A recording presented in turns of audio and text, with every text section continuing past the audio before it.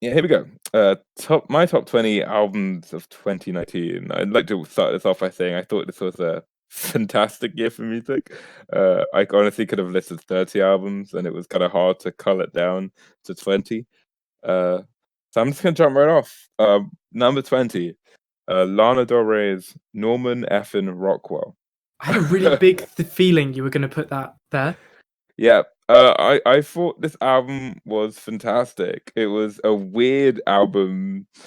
The run up to it was weird because she kept releasing singles like Venice, B Word, Marina's Apartment Complex, Effort, I Love You, and I We're now a no swearing podcast. I was enjoying all of these singles, and I was like, "Oh my god, what's happening with Lana?" Like, these are some of the most interesting kind of. She's moved into this really dream poppy aesthetic, which wasn't super there before, and the art pop singer songwriter stuff she was doing before has also been elevated. Uh, it's number 20 because I really do think this is an astounding achievement from an artist like Lana Del Rey, and I think we are so quick to berate artists for being lackluster, generic, which Lana has been in the past. So when they do something truly fantastic, I think we should be just as quick to praise that. Um, I think that it meanders a tad in the middle of the second half, but How long is it? no, it's 67 minutes long. Oh, so fairly long then. Yeah, quite long, but not enough to take away from the peaks of the album. So I really enjoyed that. Uh, have you heard that yet? I haven't heard that yet. All right, cool. There were higher priorities to check off before my end of year list. I actually am going to get around to it at some point because I really like the album cover. Like I think we're very similar in so we're drawn to album covers. We're drawn to albums that have really pretty artwork for them. Like if Definitely. if an album has a nice artwork, I am so much more likely to listen to it. So I definitely will hear it. So next up, number 19 is an album from a kind of like bedroom poppy group called Men I Trust, uh, titled Enclave Jazz, which has an awful album cover. I don't understand why this is the album cover. Actually, the album cover for the single cover for the song Numb was awesome and should have been the album cover, but whatever. I'm Uh, looking up the album art right now. this group kind of I feel like this is one of the more controversial picks I put on the my list. Normally, I think I'd hate this kind of album. It kind of reminds me a bit of something like maybe Clyro or Cigarettes After Sex. But I don't know why, but this is just far more interesting to me. Hmm. There's a tongue-in-cheekness to how the album's structured and a real groove that gets going in the album that uh melodically I thought was went over weirdly well considering how subdued the whole thing is. It's a very relaxing album. And normally I'm not super into that sort of thing. But this one really did it for me. I think there's a real playfulness underneath it. Yeah, I'd recommend that to people interested in something a bit more low key. The Number album 18. art does suck. It's terrible. It's awful. Number 18, I've got FKA Twigs, Magdalene. This is an odd one for me. I think this is one of the weakest projects FKA Twigs has put out. However, it's still FKA Twigs, so it's sort of amazing anyway. Um, this is some of the freakiest, glitchy R&B songs that have come out this year, such as Fallen Alien, which is incredibly abrasive, almost scary at points. And in many ways, this kind of does remind me a bit of that midsummer breakup energy, where a lot of it thematically it's about coming to terms with what it's like to break up with Robert Pattinson and trying to learn to love yourself after something that Losing would be Robert so Pattinson. emotionally devastating, right? I mean, Can I ask who's winning, FKA Twigs or Robert Pattinson? Who's doing better? Robert Pattinson's winning. Yeah, I gotta agree. Robert He's Pattinson's Batman. Batman. And Yeah, he's also The Lighthouse 2019. Like, I he don't know. is. The Lighthouse 2019, starring Robert Pattinson as The Lighthouse. Yeah. But humor aside, this is a genuinely really moving and gorgeous album. I think what really encapsulates what this album means is a video for Home of You. The refrain for Home of You is you should have told me I never knew that you were lonely. If you had told me, I would have been running home to you. And it kind of sounds like it's, talking to an old lover, revealing that they haven't been happy, and telling them, "Oh, if you told me, I would have come back to you." But the video really recontextualizes this, where at the end of the video, there's this gorgeous swell of instrumentation, which kind of evokes the image of her, running and maybe like a dress to her lover.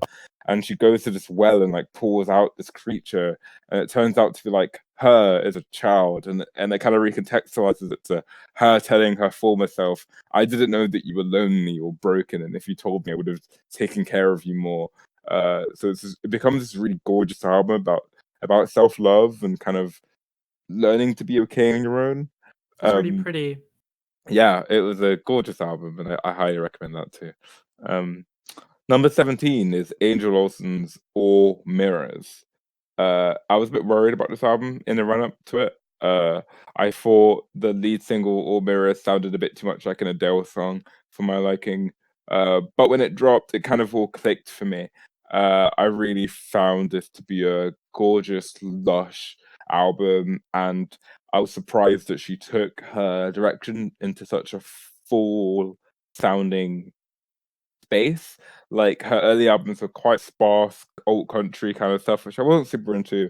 Then her last album was really fun indie rock, and this is just taking it to like kind of a baroque place. I get that people like Wave Blood. I found that very dull, and I think this is a great Careful now. alternative. I think you're boring, and I think this is a very great alternative to Wave Blood. I think this is so much more pathos and passion behind it, and it's consistent, as opposed to some other albums which aren't so consistent. um uh but yeah, outside of me bashing Wave Blood, I do think this is a generally great album. uh I think Stop tearing down women. I hate women. Okay, so just moving on, to continue my women bashing, Little Sims at number 16, with Grey Area. So, some of the best like hip hop singles to come out this year. Offense and Boss are some of the most exhilarating hip hop songs I've heard this year. And it does a great job at balancing. We reviewed this, so I'm not going to go too deep into it, but it does a great job at balancing the aggressive and exhilarating with the nostalgic and the playful. Songs like 101 FM. It's been a big year for breakup art. Do you know what I mean? Definitely. This is another great breakup album. Yeah, yeah, I agree. Like Therapy, Sherbet Sunset. Yeah. Those are great breakup So songs. Venom will live on forever as one of the best hard-hitting hip-hop tracks. Definitely. Honestly. Oh my god, that shit is like injecting speed into your veins. That's all I have to say. It's injecting self-love and self-worth into your veins. This is another great after a breakup kind of just owning yourself, like loving it. And yeah, I'm not going to say too much because we reviewed this, but absolutely fantastic hip hop album. Next up, I've got another album that we reviewed. When We All Fall Asleep, Where Do We Go by Billie Eilish. I know that you hate this album, but I got real. I still really enjoy it. I really love it. I knew this was coming. I think this has a real youthfulness and playfulness to it that's greatly contrasted by darker themes and tones, which I also think it handles with playfulness. I never feel like this album's genuinely trying to be horrifying. It feels like a little kid's music box horror, like Nightmare on Elm, not Nightmare on Elm Street, like Nightmare Before Christmas kind of horror.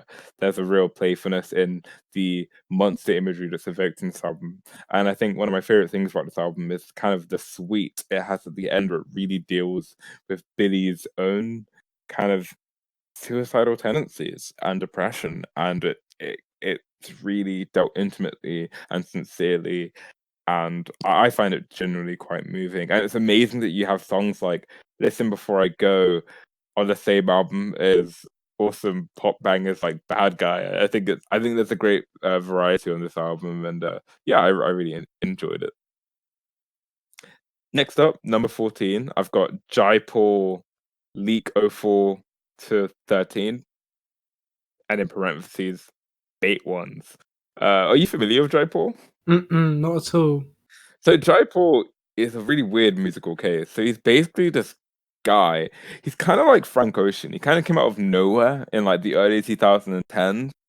He released a single that called BTSTU, which was Hmm. like huge. It blew up insanely in like the early 2010s. And from Yeah. this, he was producing for the likes of like Beyonce and like huge artists. He was Holy gonna be the shit. he's gonna be the next big pop thing. And then he just disappeared. Uh and then That's wild. it That's is fucking wild. crazy. It's insane. And then what leaked was this album, but it wasn't officially released. It was leaked. And this year it was officially released. I'm not sure if we changed the mixing at all, but I still consider this a 2019 album. It's just like an archival album, I guess. Uh, Yeah, fuck it. Fantastic. It really brings you back to the early 2010s energy, but in a way you kind of see this foreshadowing what the future of R&B is going to be like. It's kind of minimalist, almost lo-fi, throbbing type of R&B, which we'd go on to see in artists like Frank Ocean, or Solange, and it's just awesome. It's a really fun album. It flows really well, and it really feels like a relic of the early 2010s. And it's fantastic. I'd recommend it to anyone into kind of lo-fi pop. Next up, something that isn't lo-fi at all. I've got Zoo by Denzel Curry. Oh boy. At number where are we? Number 13. Um, this is a weird album for me, in the sense that Denzel really came out of nowhere this year for me. I listened to Taboo last year and I thought it was fine. Had some good songs, but I really didn't get the hype around the guy. I don't feel like his personality shone through a great amount in Taboo. But in Zoo, man, I really feel like his humor comes through a lot more clearly.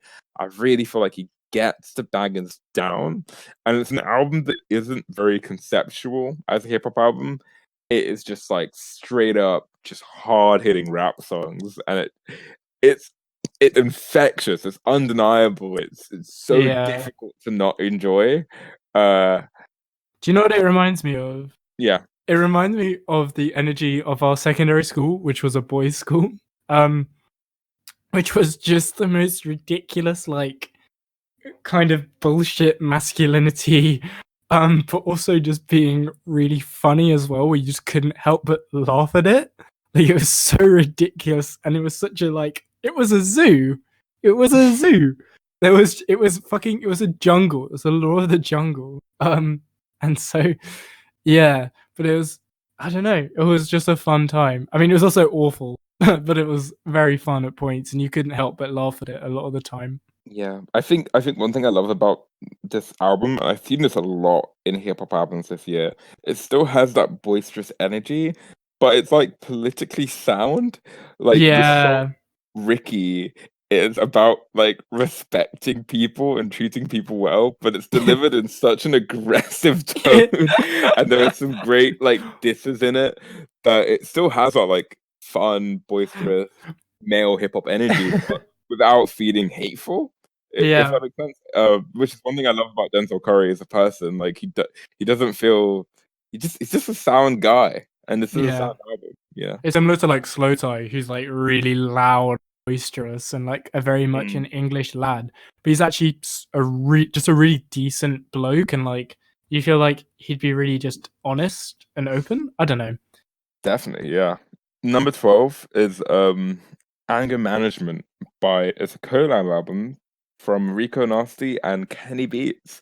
And I think this is kind of in a similar vein to Denzel Curry, where it's just aggressively good. It's not wildly conceptual, but it really like beats you over the head with how banging it is. Uh, Mm. I guess sort of the concept behind this is it's sort of meant to be like anger management therapy session. So you'll get little parts of like a robot voice saying, "There, doesn't that feel better? Getting it all out." And then you just a crazy Kenny Beats beat will come in. And yeah, Rico continues to be one of the most exciting, energetic, promising rappers. And I think in the next decade she'll really drop like a classic. I really do. People have been describing this as trap metal. Uh, I really think that comes across the sheer aggression and like industrial nature to both her rapping and Kenny like beats Production. is really forward thinking and pushes boundaries, not in ways that are like bewildering of like this is really weird, but just the sheer aggression of it. It is. I feel like she could kick the shit out of me. I feel like she could really kick the shit out of me. I don't think Kenny Beats is I don't think Rico Nazi is acknowledged for how boundary pushing I think she is. No, yeah, we shouldn't just dismiss her as Aggression. like funny angry woman. Like Yeah. she's actually just got her own really groundbreaking style that she doesn't really shrug on, which I just think is really respectable. Also, I feel like the album cover is a mild reference to Janelle Monáe, where do you remember the song where Let the Vagina Have a Monologue? Oh yeah, Her third eye is a vagina with a with a mouth. mouth. It's awesome. Yeah, she's just fucking going at it. Yeah, Yeah, it has that energy. It definitely definitely, has that energy. definitely. So my number 11 is Schlagenheim by Black Midi. Uh, A I think doozy for sure. I think this is a I think I've heard people call this album pretentious, which pisses me off because I feel like that really limits what an artist can do creatively. Like him singing in this insane avant-garde voice. It's not pretentious, it's interesting, it's artistic, it's exciting. And I really think this is a group that I mean, it has a debut album. Jesus, talk about coming out of the gate fully I formed, right? know. Like this is just And insanely well conceptualized right from the gate. on the pretentious accusation, I feel like it's really coming from a really like when he's screaming, it feels like it's coming right from his like soul, you know? Mm, It doesn't feel pretentious to me because it feels so like bass and emotional. Like I don't know if he could put this kind of thing on as a sort of pretentious act. definitely. I think pretension implies an emotional distance. Yeah, exactly, And I really think exactly. this is sincere and genuine. Obviously, it's like coded in metaphors and stuff, but you know, the end of Near DT, Michigan, the song Doctor, it's just fantastic. Another thing I love about this album, meme potential. Not enough artists consider the meme potential Hmm. in writing lyrics and refrains such as "she moves with a purpose." You I know, we love need that. more artists taking seriously the potential of memes from their music. And So it's I really praise Black. no, I agree. It's I really and really it's praise. really fun and camp as well. Like it's really like he's Mm, just playing around. Like his voice is so high pitched and like quirky and almost camp at points. Like defo. I don't know. I just have a really real respect for these guys and how much they're willing to like jump around and try a Yeah, bunch of different things. it's one of the few albums this year that could go from being generally quite playful and whimsical to just outright scary. Uh, Yeah, yeah. it's fantastic. I still think you need to watch The Life of Zack and Cody at some point. It's a really good show. No. All right, number 10. Alex G's House of Sugar. Um, I don't really have a lot to say about this album. It's another Alex G album, and it's fantastic. I think that this album, I think what I really admire about this album is Alex G has had to do this weird tightrope of he's come from very lo-fi indie origins, and now he, has more money and is moving into more kind of well-produced albums, which are like probably a bit more radio ready. Mm. And that's a really hard tightrope to do. We saw Carthy Headdress, I think, kind of struggled to adjust to that at first with Teens of Style. And I think this album is a great, and Alex G, I think in his last album, we saw him struggling a bit. But I think this album is a really great kind of marrying of the songwriting that made the lo-fi stuff so great and using the kind of new production expertise he has to make something that is epic at points and really epic in ways that are emotional as opposed to just look, I have more money now, I've made songs with Frank Ocean. It really, there are songs like Gretel and Project 2, which just feel like almost overwhelming in how he uses production, and I really appreciate that. I really like that he's still making bold risk in his music, and doing weird stuff with like vocoders and synths, but keeping it real. You know, I think overall he kept it real. So, Alex G, House of Sugar, great album. Do you have any history with Overall, Alex G? keeping it real. No, I've never heard an Alex She project. All right. Number 9, Injury Reserves. Injury Reserve. Uh, Fantastic album. Injury reserve. Keep saying it for the rest of the podcast. I refuse to say self-titled. Injury Reserve. Some of the best singles in a hip hop album to come out. This is like one of the, I think probably the only hip hop album that I loved that had genuinely great like novelty singles, like songs Yeah. about very specific topics, but they commit to it so fervently, such as Jailbreak the Tesla, which which is like a bragging song about riding around in a Tesla. And yeah, jailbreaking them. And Amine's feature is fantastic. There's a great line in here about programming the GPS of Grimes' voice, just really wacky off-kilter stuff, as well as like Jawbreaker, which is like a diss track at very specific American Instagram fashion kind of Yeah. people Influencers and influences. models. And I think what I love about this album is getting so weirdly specific and niche, but committing to it.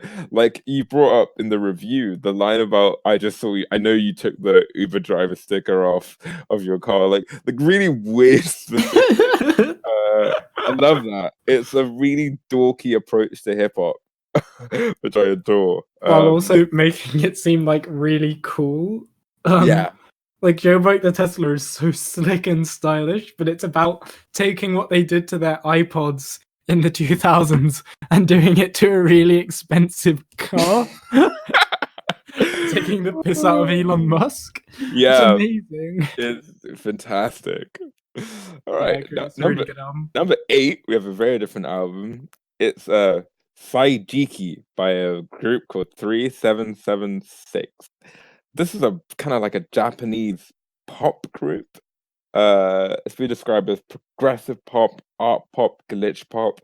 And what I really love about this album, 70 minutes long, it's a very full album, but it never feels its length. It has this, it's almost like, I describe this as like drone pop, where it will bring in these infectious melodies and just loop them again and again, building on them slightly more and more, seamlessly going from track to track. It feels like a drone album in that sense. You never get a full set of a full kind of, you never feel comfortable in a song really. And the album just sorts of ebbs and flows, right? And then you get these like climactic moments where it really just explodes. And it's so gorgeous. It's like pop bliss, but it always feels like, you know, tides and waves in an ocean of weird pop music. I love the formlessness of this album. It's really an experience to listen to, and I highly recommend it. I don't think it's on streaming services, annoyingly. So, but there's a stream of it on YouTube, which is high quality and That recommended. sounds really fun. So now we're getting into my top 7. My top 7 are of a different league to everything that came before. This is like the big boys. You know, not the big boys. These are like titans, gods among men. You know. So number 7, Charlie Teen Titans by Charlie XCX. We're just gonna move past that Teen Titans reference. Wow, this album! Oh my god, I think I was arguing with someone about whether or not kind of Charlie's break from the kind of Iggy Azalea era of Charlie XCX, moving into this more abrasive, weird pop music. Not pop music, but PC music affiliated era. She's been doing production with A.G. Cook from PC Music, as well as people like Sophie, GFOTY, and she's really moved into this, honestly probably the most exciting kind of underground pop movement that's happened in London recently. And whether or Yeah. not this album is sort of taking what was really transgressive and experimental and making it too accessible or too clean. And I disagree with that. I think what this album does is instead of like hating pop and making like an aggressively anti-pop album, I think this is an album that's very optimistic about what pop can be. It looks at pop and it tries to accentuate the best things about it and push pop to be interesting. And but not doing so that feels like a middle finger to anyone who dares to try to enjoy it. It's still inviting and wants you to have fun with it, but it really is optimistic about what pop can be, and I think that's why this album meant so much to me. And it's also it's really emotional. I don't think it's played. I think it's often downplayed how genuinely emotional I think this album gets.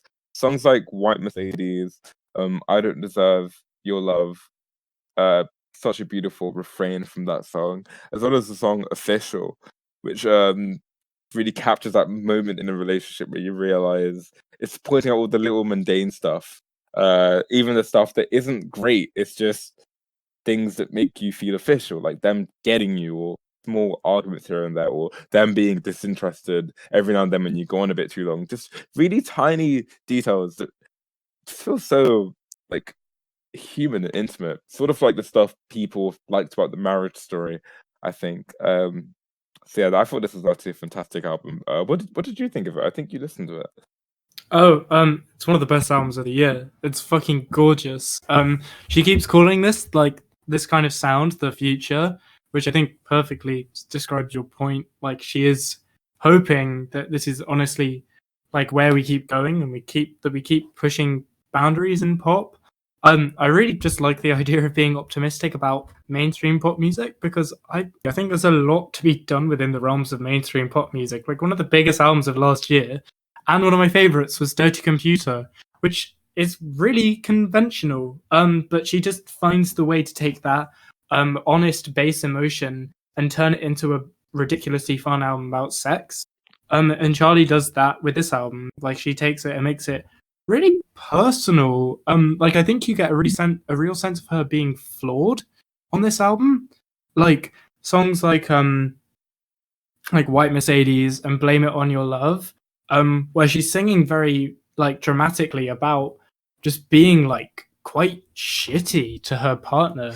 And it's yeah, I just think it's really sweet and gorgeous and authentic. Like there's just been I feel like in making this musical change, she hasn't changed, she's just evolved. But she's still at the end of the day the same person. She's just making music in a way that makes her really happy. Like you can see how proud she is of this album. And I think the reception she's got to it is so heartwarming because you can see how much she tried in it. Like it's so strange and she put all this outreach out in her collaborations and all like that and it paid off so well. Like oh my god, songs like Click are so fucking insane. Um but also just really accessible and fun. Like I this is what we need to be hearing everywhere. I love it so much. But she just feels like such a real person when you listen to it. I couldn't agree more. And yeah, I think it's a really breathtaking album. Extremely you can one you can shake your booty to, but also one you can cry to. You know, Yeah, anthemic. anthemic. So yeah, my number six is probably like the most popular album that came out this year. Eagle by Tyler the Creator. We reviewed this in detail. In a lot of detail. A lot of detail. I think it's fantastic, obviously. I think, again, this is another example of similar to what Alex G has done, an artist that's become very popular and uh, even more so than Alex G, extremely wealthy. Uh, how do you how do you still capture what made their early projects so good? The vulnerability of like not having lots of resources. Um, and Tyler does it on Eagle. It's an album that sounds lo-fi, but not in like a try-hardy way. It doesn't sound like I don't know, lots of like garage rocky groups from the kind of 2000s rock scene, like the Libertines who tried to Yeah. sound like they're still kind of, in that indie rocky place, but it's just not there anymore. It doesn't feel genuine. I feel like this album really feels genuine in its presentation. And yeah, I don't really have much to say about it that we didn't really mention in the review. So go check out the review if you want more Eagle discussion. But yeah, number 6, Eagle. Number 5, we have Come In by Weatherday, which really completely blew me away. Completely phenomenal. It's a kind of lo-fi noise pop album, is how I describe it. Lots of emo vocals happening in this. Really almost punishing vocals. Its lo-finess is almost aggressive. Um, Often the singer will shriek or yell in ways that are just more piercing because they're being recorded on a shitty headset microphone. uh, and it's gorgeous. It's also got this kind of, it's been compared to like Twin Fantasy a lot in terms of how highly conceptual it is. It definitely kind of tells a story and has consistent thematic elements, which are gorgeous. Lines that are repeated in multiple songs and like recontextualizes. One of my favorite examples of this is the singer often struggles with thinking of themselves as some sort of embarrassing painting, and a really gorgeous moment in the final track of the album is screaming, "I'm not some embarrassing painting." This idea of hating yourself and trying to like overcome that, it's another phenomenal kind of breakup album. I also love the thematic use of the idea of come in, the idea of letting someone into your personal space and whether or not you can trust them after being hurt before by other people, and this real idea of playing with the vulnerability of relationships. There's this recurring imagery of the protagonist and the love interest as porcelain, this idea that we're so breakable, and somehow that is both beautiful and tragic. And Mm. another beautifully complex and wonderful, yeah, breakup album. Well, that's how I read it at least, and I definitely recommend everyone check it out. It's completely phenomenal. Number 4, I have Lingua Ignotus Caligula, which again we covered in depth in our review. And I think we both really adored it. And I kind of felt that this was the real midsummer of albums this year, of taking kind of a horrifying abusive relationship and amplifying it artistically in sort of a fantasy setting. Lots of this album feels like it's written by like a vengeful Greek god or something who's been scorned and is gonna smash some hammers through the heads of her foes. And it's majestic. It's like violently majestic. Is the best way I think I can describe it in this moment. And Yeah, yeah, I really loved it. I can't get over that album. I like, yeah, just keep coming back to it in like sessions. It's been such an incredible release, Mm. and like, yeah, just ever since we realized it as the midsummer of music, like I've been getting more and more out of it, just because I think there's something that you get out of those. Like, you can get a lot of those themes out of it. But also in like a unique way for music. I think you get a lot more of a sense of vulnerability as well in this album. I think like with that contrast between her like godlike image that she puts on and the contrast in just being fragile and a victim, it's really shocking. But yeah, it's amazing. It's amazing. Definitely. So everyone make sure to listen to Caligula.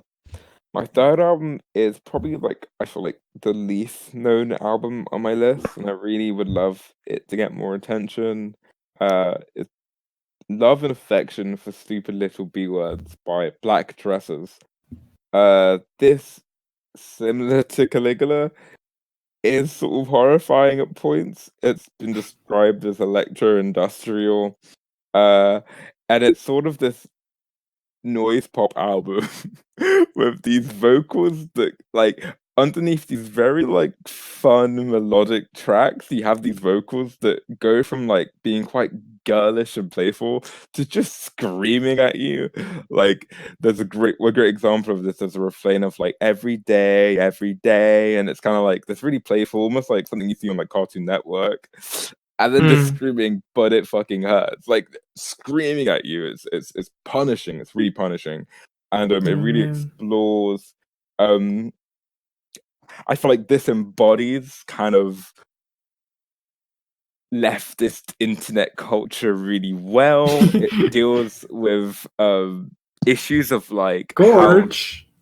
gorge. It deals with issues of how weird it is to champion representation in media, but also knowing that the horrifying things they're representing will never be the same in real life. So, for example, there's a great track on this album. Let me quickly find the title called Cartoon Network, which I feel like references subtly, not overtly, but I feel like it's definitely talking about shows like Steven Universe, which deal with things like trans issues and anxiety issues. And there's a great line in the song where she sings like, you know, watching a show and you want to you think it's really real and you love that the characters go through issues you've gone with and you love that they never give up and you want to tweet about it like yeah more shows like this and then but you're thinking but in my life the horrifying doesn't end. There's no end to the episode. We never learn the moral. It's just pain. And it's like Fucking it's great that hell. I'm seeing anxiety represented on Cartoon Network. I love it. I want to tweet about it. But also it's horrifying having anxiety and I can't reconcile these two things. And I think it really captures the utter seriousness of leftist internet culture in a way that doesn't just feel like a hard depression Tumblr meme.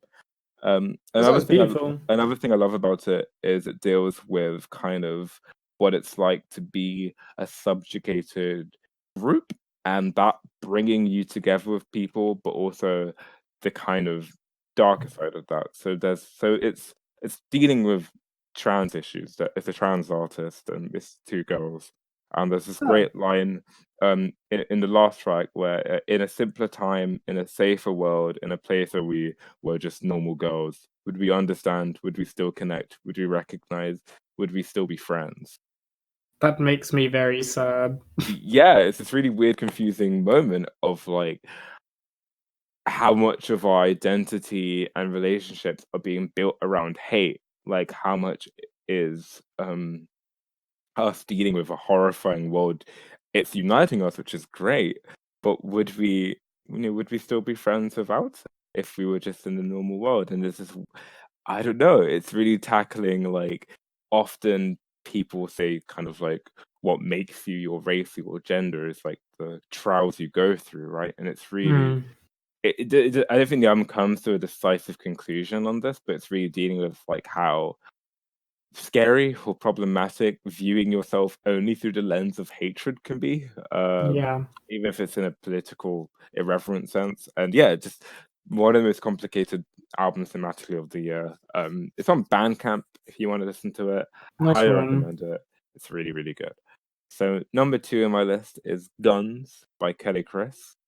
Uh, Oh my god, I completely forgot about Yeah, a lot of people forgot about this album, but you know that. what? Screw all of you. This is one of the best hip hop albums of the year. Just as good as his previous solo album, Being You is great. I wish I could be you all the time. Uh, the theme of that album was self-love and like him talking to himself throughout the album and trying to figure out how to navigate his own anxiety and depression. And the theme of this album is much more overtly political guns. Uh, Almost every track has sort of a allusion to guns, firearms, gun laws, violence in America, and it kind of reminds me of to Pimp a Butterfly in terms of this kind of scope of a political conceptual album. There are great moments such as Sunday Mass, which no, not Sunday Mass, sorry, it's the law. Farewell, goodbye, adieu, Uncle Tom, which is the idea of like the US politically, the law and its religion is built on like white supremacy almost, and it's kind of like this horrifying realization of like the actual constitution itself hates me and wants me dead. And it's a really funny album in terms of like these cool weird imagery and metaphors it uses, but the core of its issues are very serious. There's another great song, Box of Wheaties and the Wilder Minks, where he does this great skit, feels like it came out of like a Scorsese film where he's playing this kind of very like misogynistic guy at like a bar, talking in that kind of New York mobster accent. There's a great playfulness to this album, but also a really sincere, tongue in sincere. cheek. Yeah, there's a tongue in cheek, but the political issues it's dealing with are very dealt very aggressively and sincerely. Yeah, it's just a gorgeous album. Some of the best production I've heard all year. It's amazing. I highly recommend. And my number one album of the year, I that you think we already all know, know. is JPEG Mafia's "All My Heroes Are Cornballs." I'd like to do a full review on this at some point, so I don't want to go too in depth. But I thoroughly enjoy this album. Jesus Forgive Me, I'm a Thought. It's a perfect single. It's probably one of the best hip hop songs ever. I would say so, yeah. I think it's one of the best singles ever, and it was one of those songs that came out and you're almost worried because like there's no way the album can be consistently this good, and I think this is an album that is consistently that good.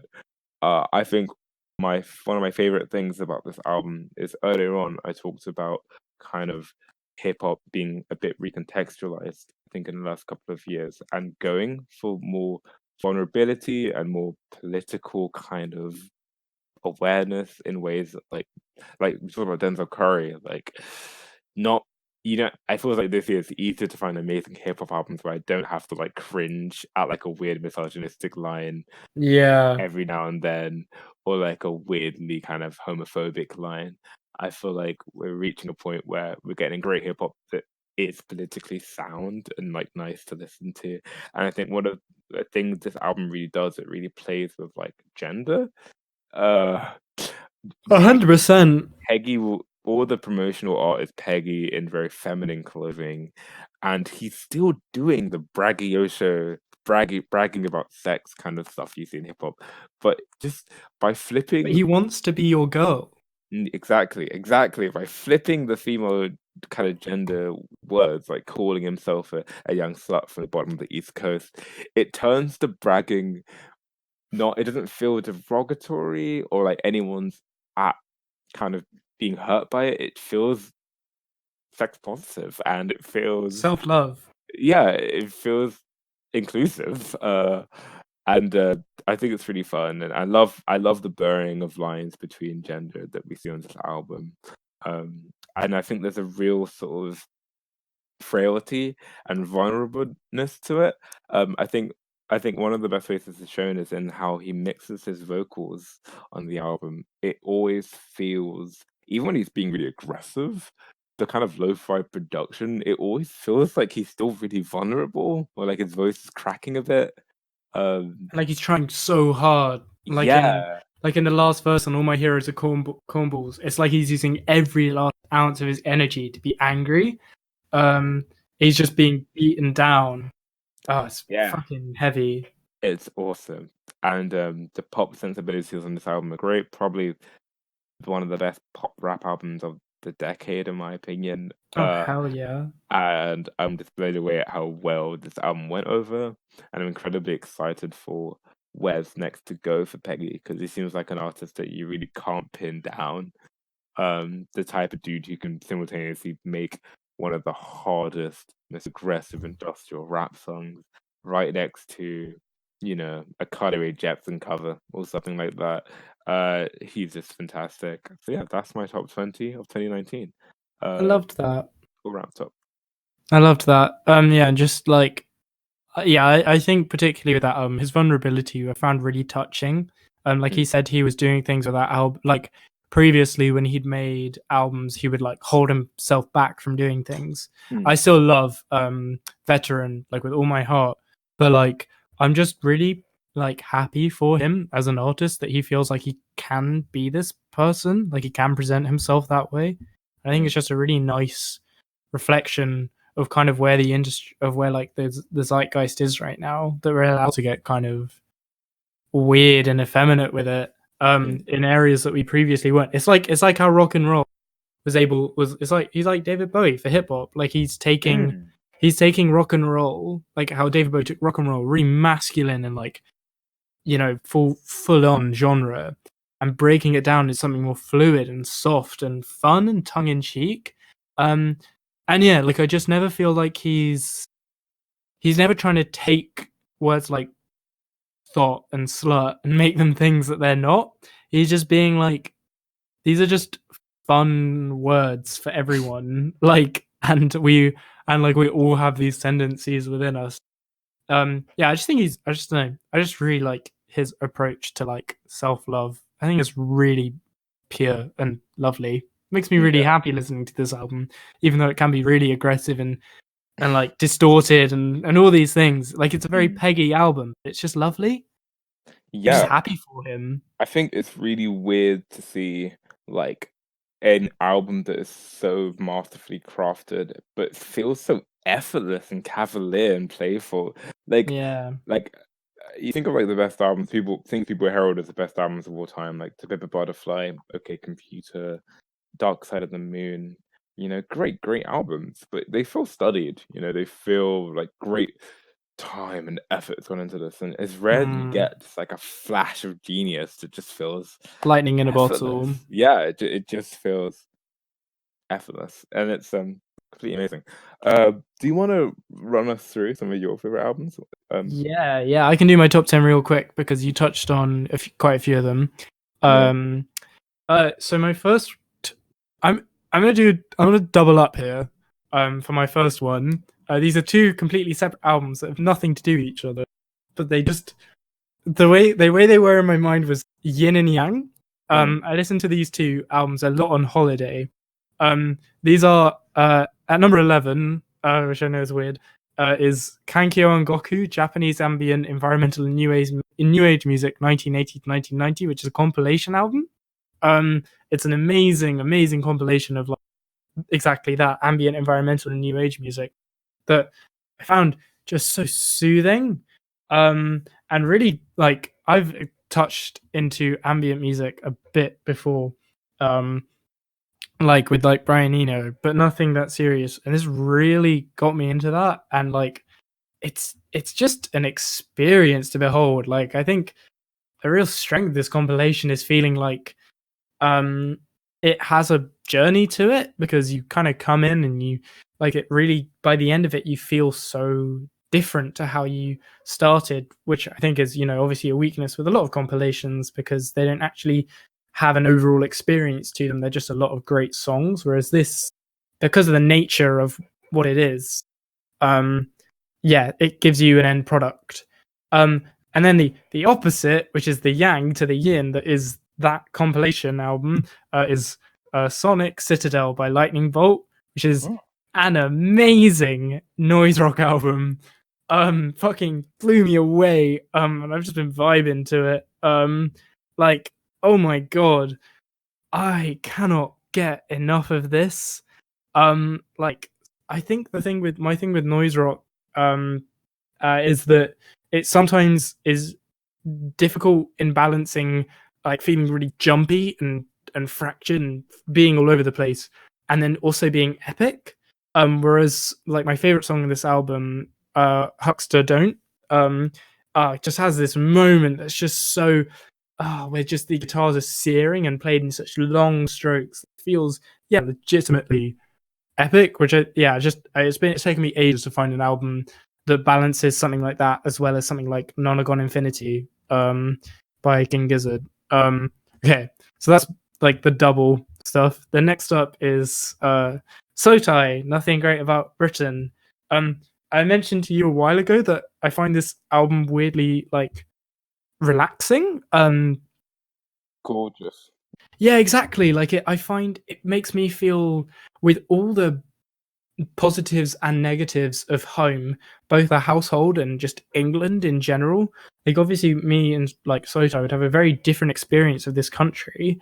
Um, but at the same time, like it's just a profound sense of this time and place.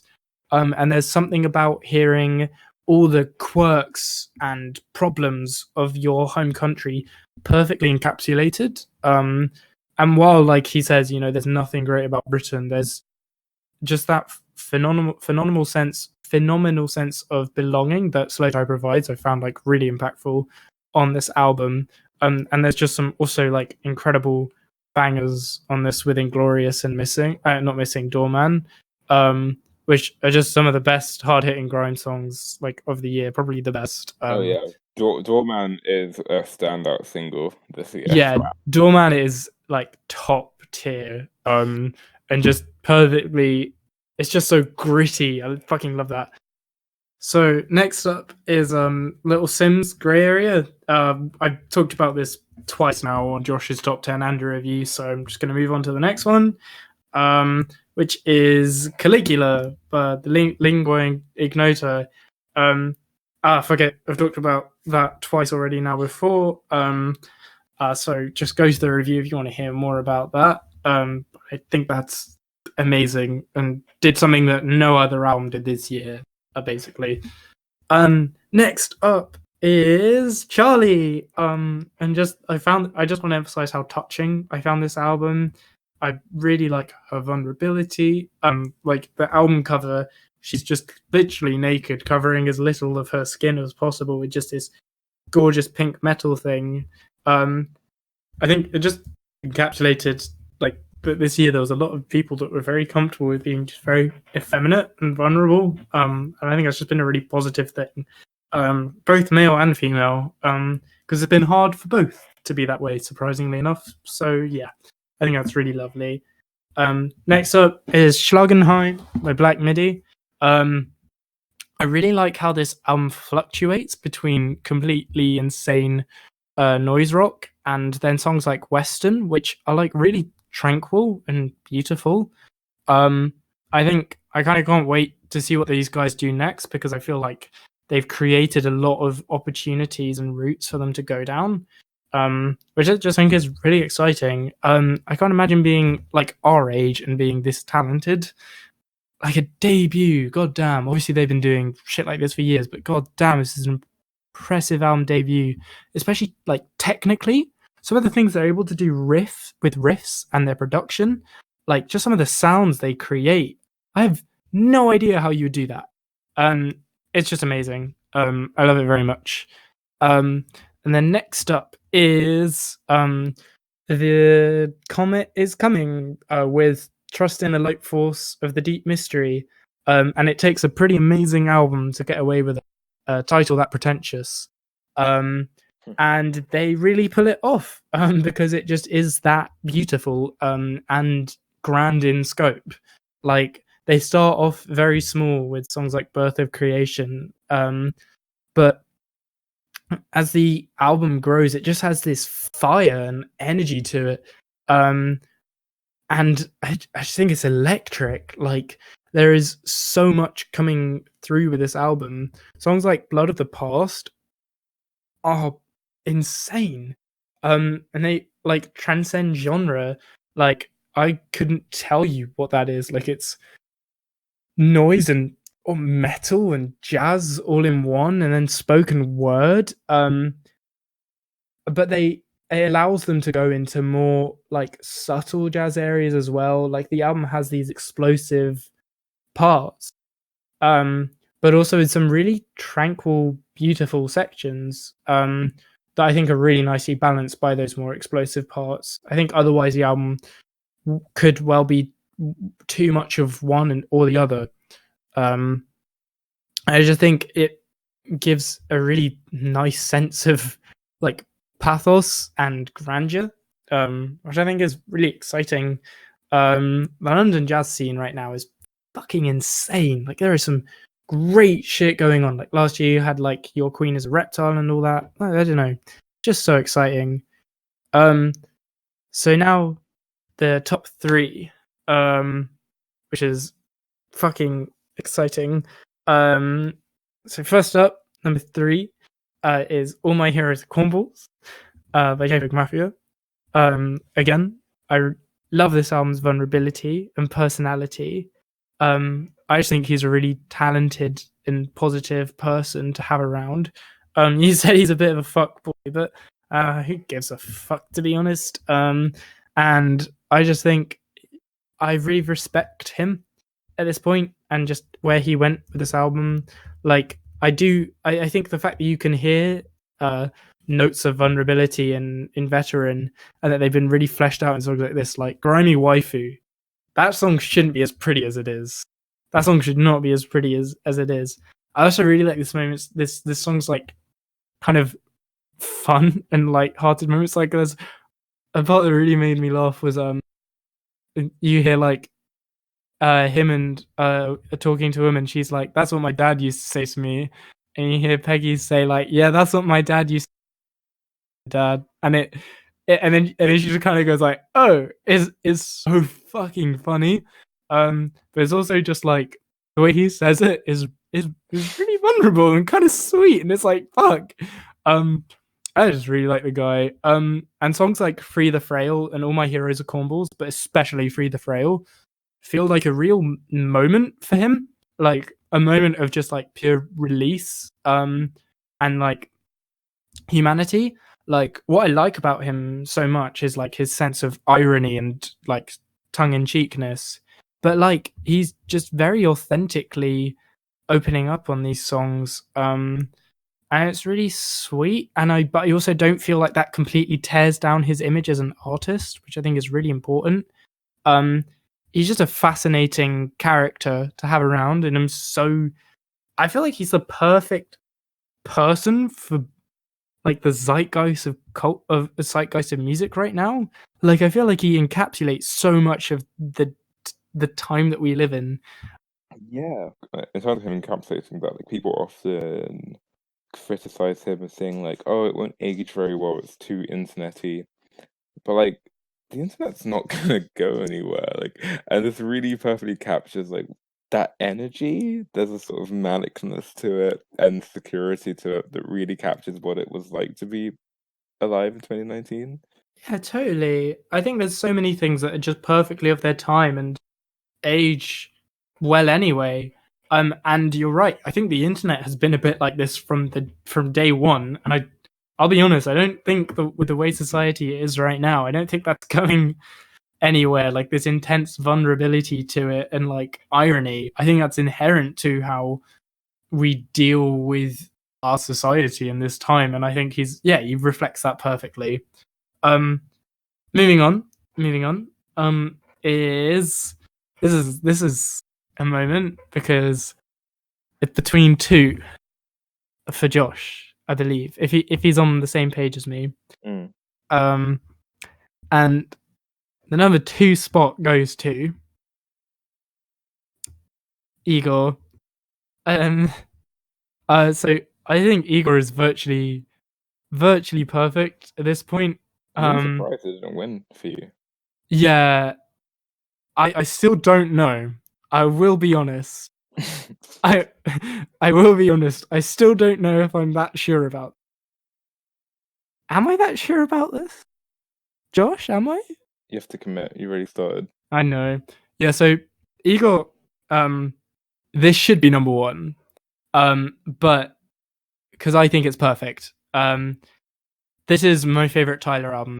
It's beaten out Flower Boy. I think it's so focused, and like personal, and I just really like the musical journey that he goes on. Like, he's able to pull so many disparate elements together, so many disparate elements of his personality, that I feel like are really well encapsulated in all those different types of styles he brings together, and just make this perfectly fleshed out breakup album that again takes all this pain and is just really honest about that, about how violent and malicious breakups can be.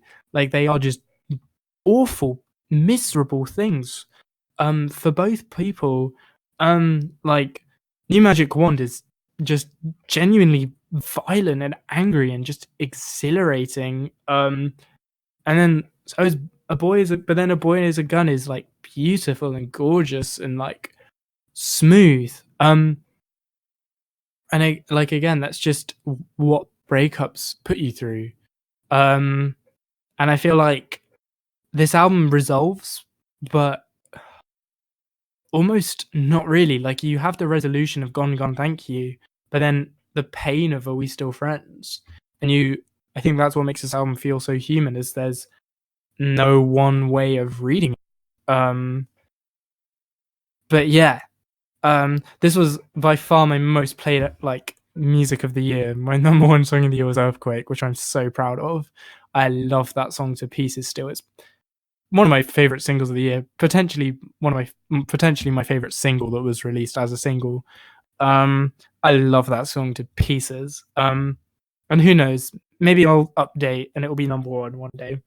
But my favorite album of the year is Wise Blood with Titanic Rising. This is a very personal one for me, because I find this album extremely soothing and uplifting. I think is the word I would describe this as. If I had to describe this album in one word, it would be uplifting. She takes a lot of very simplistic emotions and turns them into things to feel proud of, and to hoist yourself up with. Titanic Rising really is what this album should be called. It's taking a great weight, at least for me, it's for taking a great weight, and just accepting it and lifting yourself up with it. Like I was, this was one of the first albums I heard after leaving, after making a great change in my life this year. And like, I just found it instrumental in being able to change things about myself, because a lot of this album was about accepting your situation and accepting who you are. And like her voice is such a huge part of that. She has this like strong, commanding, but also soothing tone to it. It's so soft, but with like power, like that can come at any moment. Songs like A Lot's Gonna Change start out so tenderly and softly because you build up with the song. By the end of it, you feel like it's okay that these changes are gonna come. And I feel like that's what the album is about. And I love it very, very much for that. And like, whenever I come back to it, I just feel completely reinforced in my will and like my drive and just like a human again. I just think it's beautiful, and that's why it's my favorite album of the year. Damn. I mean, yeah, good appraisal of Waste Blood. Happy you got so much out of it. And yeah, that was a pretty exciting list, it took me through some loops, and Was it what you expected? no, I'm happy you mentioned the comments coming, because I also thought the album was fantastic. I just couldn't fit it on my list. No, Um, yeah, it was an but the insanely good fact year for Kate music. Tempest song is one of the best singles I heard this year. That was Yeah, really that came out of nowhere. That was fucking wild, man. Like, yeah. I just couldn't. That energy, man. That energy fucks you up for like the rest of the day. When you've heard that song, your day is different. Blood of the Past is wild. I love the Kate Tempest part as well. Oh my god. But yeah, that was the year. That was the Yeah, year. that wraps it up. Wraps it up. I think this might end up being more of like a kind of has a New Year podcast energy as opposed to like a Christmas energy. That's It did, fair, I actually. don't think it had like Big Joel energy. No, Big Joel energy is a really hard to achieve. I feel like Big Joel energy takes years of Years to achieving. hone. Yeah, you have to be on a different level. So if we're embracing the New Year kind of vibe, um, meditating on the end of the year, do you have any last words? Um, I'm just very excited to see where art goes. Like, art is always probably going to be going in some exciting direction, but I feel like a lot of what I heard was just very authentic, and human, like really, and just really sweet, which I don't know, which I feel like a lot of us really need. I feel like it's it's reflective of a sea change in society. So it just makes me really excited for what's coming. And like what all these artists and what other artists are going to be inspired to do. Yeah, it's a really exciting time to be alive. Like with streaming, um, and then with films as well. Just like there doesn't with films, it's different because there doesn't seem to be one. I think we've had so many one styles for so long. So many young filmmakers are coming up now and that have been inspired by this, that it's that we're just getting all sorts, which is just so exciting. Because when I go to the cinema nowadays, I never really know what to expect. Yeah, it just couldn't be. Yeah, it just couldn't be more excited to consume some fucking art, motherfucker. Yeah, I can agree. I think for the 2020s, I'm kind of looking forward to more good horror. I feel like horror had a real resurgence the last few years, and hopefully that Absolutely. speaks well for the next decade. And yeah, in art, I mean in music rather, I feel like seeing mainstream animals, seeing mainstream albums be more like vulnerable and intimate. I'm really excited to see that continue, hopefully. Yeah, I really Uh, hope that carries on. I'm really gonna have my eye on like pop in the next decade and like where that goes. I hope it keeps getting wilder, but maybe it just won't. And I'll always be like a fringe side of pop. But I really do feel like with the rise of like the most popular pop artists being like Billie Eilish and people who and like Lord as well, like this and Frank Ocean, like artists who weren't afraid to be a bit more like minimalist or Hmm. weird. I really hope we see more of that in the next decade, and yeah, I think it could be exciting. Other than the apocalypse, which is probably going to happen, at least in the next 5 years, I'm looking forward.